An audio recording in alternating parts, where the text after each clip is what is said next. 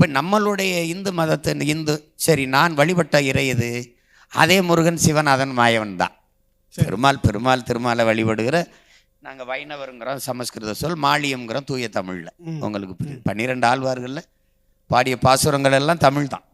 63 நாயன்மார்களும் இப்போல்லாம் உங்களுக்கு தெரியும். நீங்கள் பெரிய புராணத்தில் இருக்க எல்லா இதுக்கும் உங்களுக்கு தமிழ் தான். தேவாரம், திருவாசகம் எல்லாமே தமிழ் தான். 12 திருமறைகளும் தமிழ் தான். அப்போ அப்படி இருக்கும்போது திருமுருகாற்றுப்படையிலிருந்து அருணகிரிநாதர் அந்த திருப்புகழ் வரைக்கும் என் இறையை பாடியதெல்லாம் தமிழ் தான். அப்போ அதில் என்னென்னா, மணிநெற்றி உமிழ்ச்சங்கல் தளல்புரை சுடர் கடவுள் தந்த தமிழ்ங்கிறான். தமிழை சிவபெருமானே அவன் தந்ததுன்றான். இப்போ மந்திரம் எதுன்னா, நிறைமொழி மாந்தர் மறைமொழி தானே மந்திரம் என்பங்கிறான். தமிழே மந்திரம்ன்றான். அது தனியெல்லாம் ஒரு மந்திரம் வேண்டியது இல்லைடா. நிறைமொழி மாந்தர் மறைமொழி தானே மந்திரம் என்பங்கிறான். அப்போ அப்படி பண்டை காலம் தொட்டு இந்த சமயங்கள், இந்த மார்க்கங்கள்லாம் எனக்குள்ளே வர்றதுக்கு முன்னாடி 50,000 ஆண்டுகளுக்கு மூத்த எனக்கு ஒரு வழிபாட்டு மெய்யியல் கோட்பாடு இருந்திருக்கணும். அப்போ இருந்திருக்குது. அந்த கோட்பாடு என்னன்னா, இயற்கை வழிபாட்டு மரபினன் தமிழன், மூத்தோரை தெய்வமாக போற்றுகிற மரபினன் தமிழன். வையத்தில் வாழ்வாங்கு வாழ்பவன் வானுரையும் தெய்வத்தில் வைக்கப்படும்னு பெருமானார் வள்ளுவர் சொல்றது அதை தான் சொல்றாப்ல.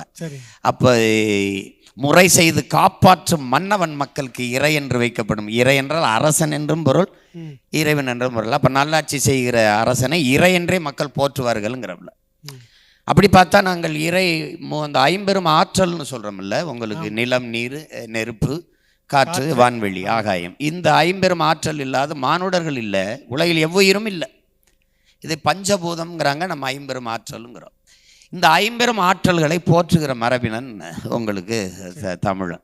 இப்போ அதில் இருந்து மூத்தோர் தெய்வம்னா, இப்போ உங்களுக்கு ஒன்று சொல்கிறேன். இப்போ தாத்தா வராங்க, அப்பா, பெரியப்பா, பேரங்க, நம்ம எல்லாம் எந்திரிச்சு வாங்க தாத்தான்னு கும்பிட்றோம். ஒரு பொங்கல்னா காலில் விழுந்து வணங்குறோம். நல்லா இருப்பான்னு ஆசீர்வாதி வாழ்த்துறாங்க. தாத்தா இறந்துடுறாங்க, சரி, படமாக வச்சு வணங்குறோம். இப்படி தான் வழிபாடு விளங்குது. இப்போ எங்கள் பாட்டி வேலு நாச்சியாரை காட்டி கொடுக்கல, உடையாளுங்கிற ஒரு பொண்ணு, ஆடு மேய்ச்சிக்கிட்டு இருந்த பொண்ணு காட்டி கொடுக்கல. ஆமாம், வெள்ளைக்காரன் அவ்வளவு திமிரா பதில் சொல்கிறது ஒரு பொண்ணுன்ட்டு வெட்டிடுறான். இடுப்பில் வெட்டி 2 துண்டா விழுந்துடுறா, வெட்டு உடையால் ஆயிடுறான். துடியாமல் சாகிறது இருக்குல்ல, அதை காளின்னு பெரு சொல்லிடுறான். அப்போ எங்கள் பாட்டியை காட்டி கொடுக்காம இருந்தவொன்னா அவளை தெய்வமாக எங்கள் சனம் வழிபட ஆரம்பிச்சிருச்சு. எங்கள் குலதெய்வம் ஆயிடுது. உங்களுக்கு புரியுது? அப்போ அந்த மாதிரி இப்போ ஒவ்வொரு குலதெய்வங்களும் அப்படி உருவாகுது. கருப்பண்ணசாமி, பேச்சியம்மன், சுடலை மாடன், இந்த இப்போ எங்களுக்கு வீரமாகாளி, இப்படி எல்லா குலதெய்வங்களும் அப்படி தான் உருவாகுது. இதில் குல முன்னோர், இன முன்னோர்னு இருக்கு. இப்போ எனக்கு குல முன்னோர், இன முன்னோர். அந்த இன முன்னோரில் என்னுடைய முருகன், சிவன், மாயவன், அதாவது வேந்தன். இப்போ இந்த உங்களுக்கு தொல்காப்பியம் வகுத்து தருது.